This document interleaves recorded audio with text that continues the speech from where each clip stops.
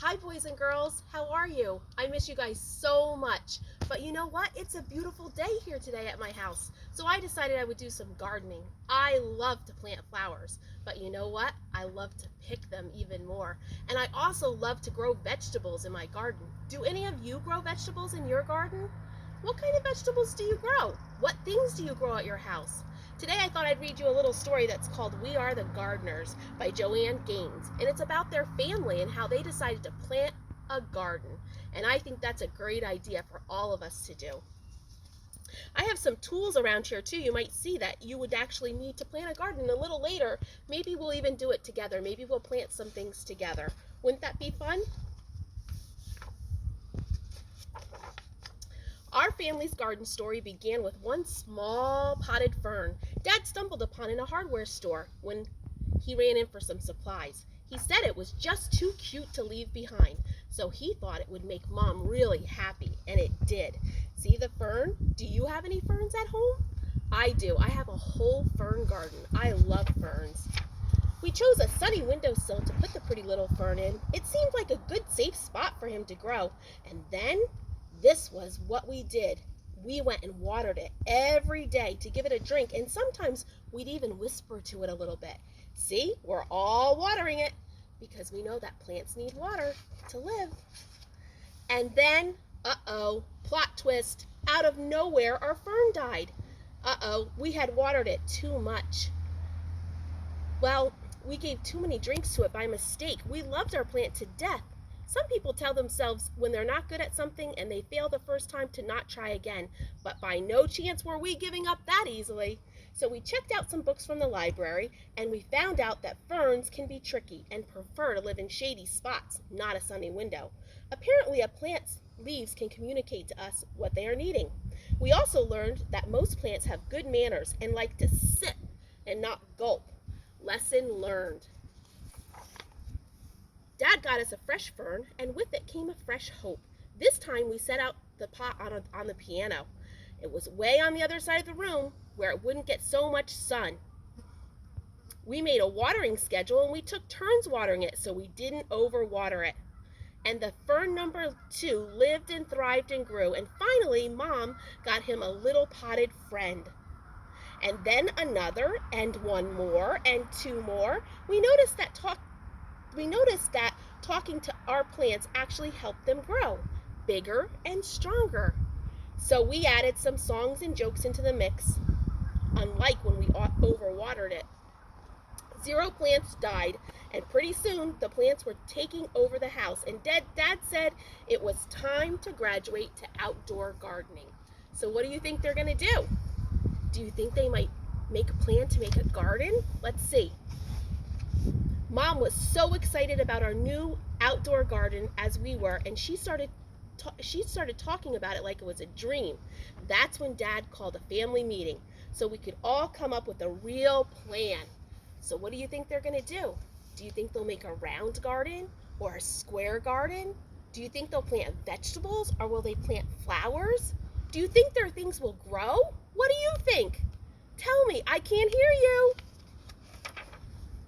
We all gathered around the kitchen table and got to work dreaming, planning, and drawing the things out. See, they had all of their ideas for their garden. We knew we needed a sunny spot, a place where the plants could sunbathe for at least 6 hours. So they wouldn't be as red as the radishes, but plants do love sun.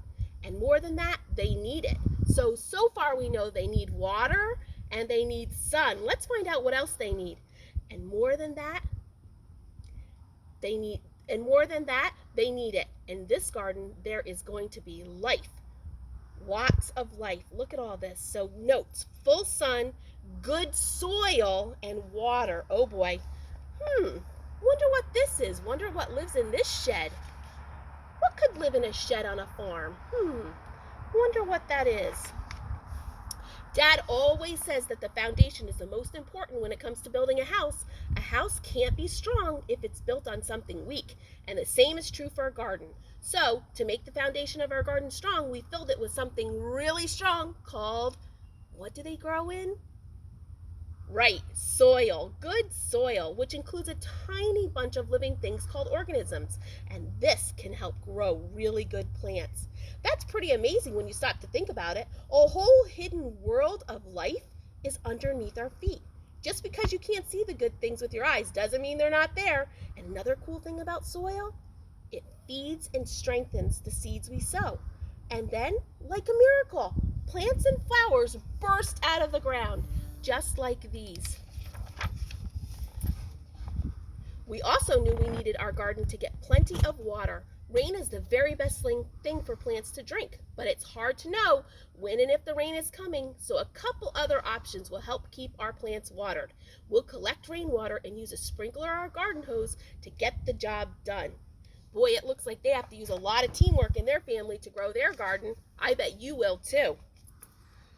Once we had a location of plenty of sun, good soil, and water, we got right to work. First things first, we needed seeds.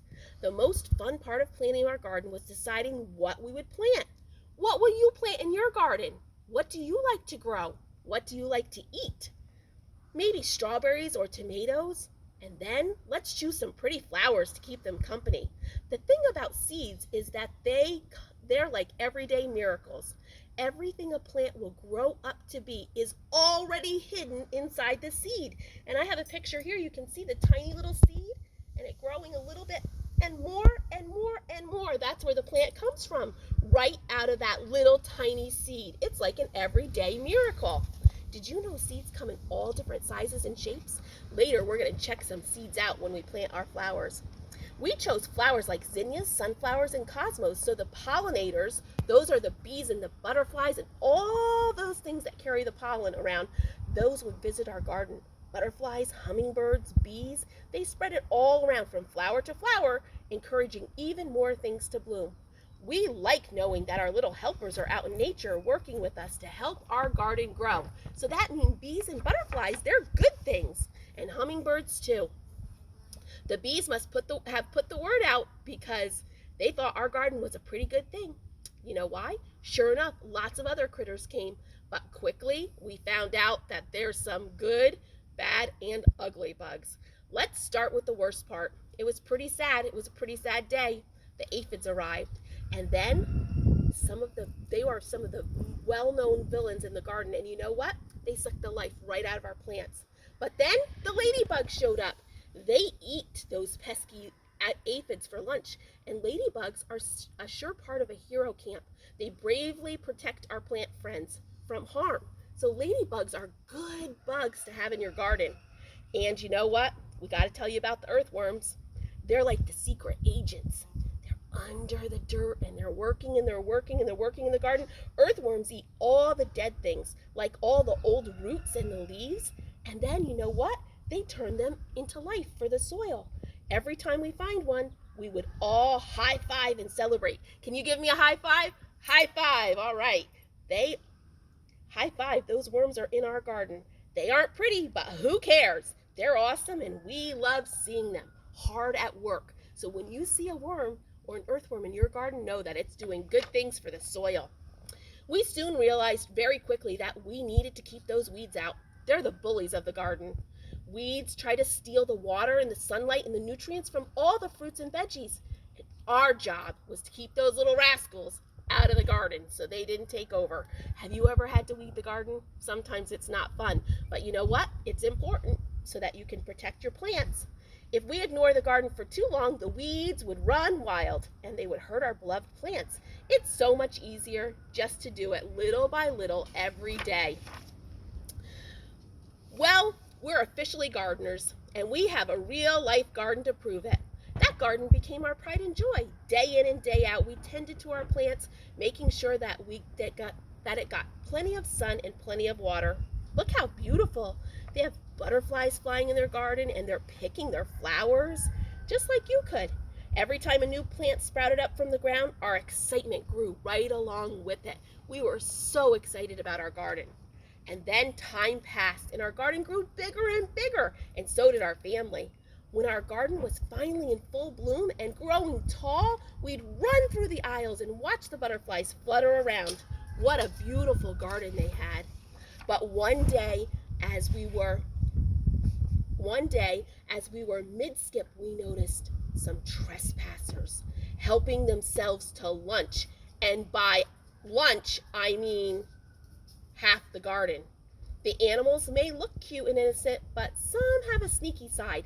They can wipe out your garden in no time flat. Uh-oh, remember that shed in the beginning of the story and we were wondering what lived in it? The chickens ate all the vegetables. The goats ate Mom's roses, and the bunnies weren't picky at all. They ate anything in sight. Saying goodbye to all those happy plants that we planted was harder than throwing away our first fern. We debated if we should just give up. Was it really worth it to start all over again? Then we remembered one important detail. We are the gardeners. Can you say that? We are the gardeners. You're a gardener, I'm a gardener. We can all be gardeners. It was our responsibility not only to grow this garden, but also to protect it. So we put up a little fence around it to keep the animals out, and we got to work rebuilding our garden. And I have a couple of friends here, Mr. Goat and Miss Bunny. We have to keep them out of the garden because you know what? They like to eat all the vegetables. All your hard work could be gone. If a goat gets into the garden, it could be gone very quickly. So we have to keep them out because look what they did. They dug holes. They ate all the leaves. They dug up the plants. Oh, how do you think these kids felt? Look at their faces. They must have felt sad, but you know what? They're the gardeners, so they put up a fence, and it didn't take long to get our plants and flowers growing tall again. To this day, our favorite day is when we get to gather the fruits of our labor. Mom loves to set the table with the pretty flowers in every color you can imagine. We can help her dream up recipes for food that we've grown. Sometimes we even see all the beauty laid out. We can't believe our hands help bring it to life, and it makes all the hard work worth it. It's what keeps us coming back day after day and season after season. We still keep that little fern on the piano just to remind us of our small beginnings. And every time we water it, we are reminded, don't give up when things don't work out the first time.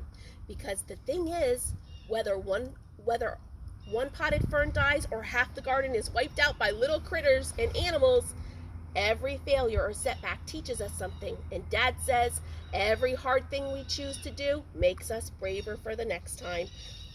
Look at all those tomatoes he got. Isn't that awesome? There are so many lessons waiting to be learned, a whole world of gardening ready to bloom.